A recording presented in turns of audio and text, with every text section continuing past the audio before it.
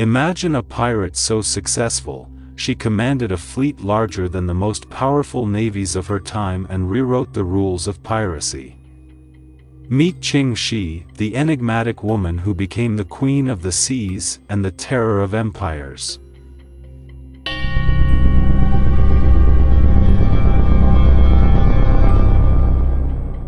Born as Shiyang in 1775 in Guangdong, China, little is recorded about her early life. What is clear is that her beginnings were humble, far removed from the power and infamy she would later wield. She worked as a prostitute in a floating brothel, a precarious and dangerous life.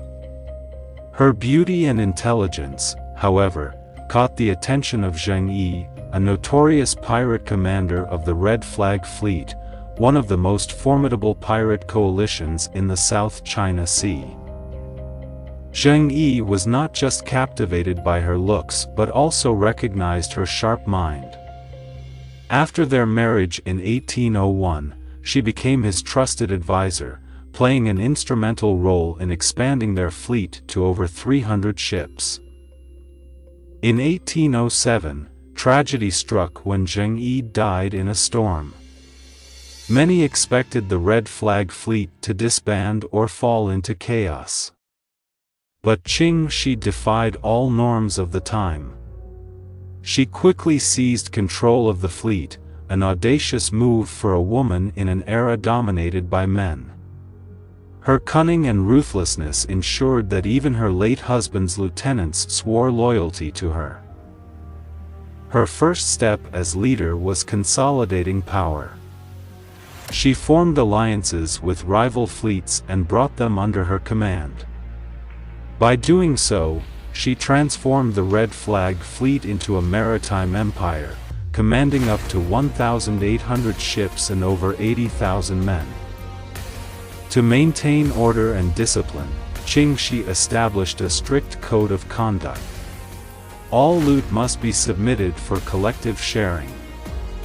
Pilfering was punishable by death. Female captives were to be treated with dignity.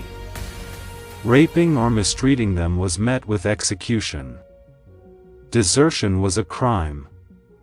Anyone caught trying to leave the fleet without permission faced severe punishment. This code instilled a level of professionalism and discipline unheard of among pirates, making her fleet a cohesive and formidable force. Under her command, the Red Flag Fleet became a scourge on the South China Sea, raiding villages, merchant ships, and imperial navies with impunity.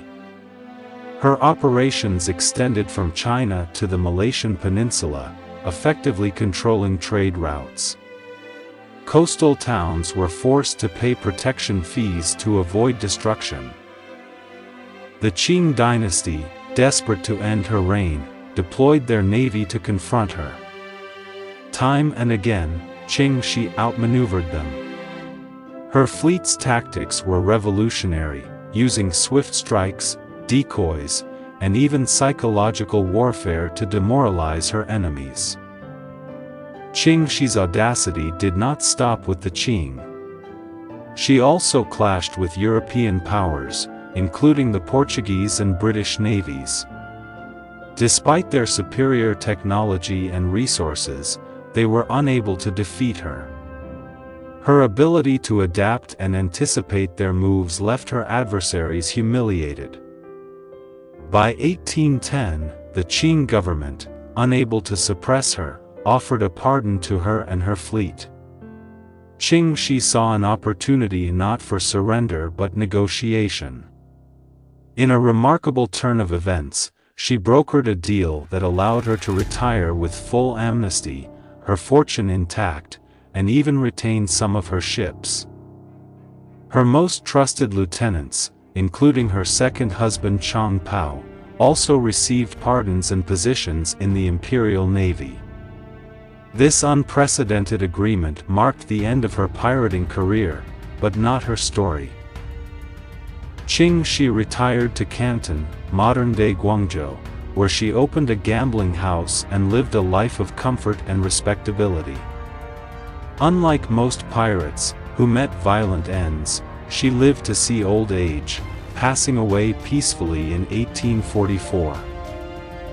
Ching Shih's tale is not just a story of piracy, it's a saga of resilience, intelligence, and power. She defied societal norms, rose from obscurity to command one of the largest naval forces in history, and retired undefeated. Her life continues to inspire, a testament to what can be achieved through audacity and determination.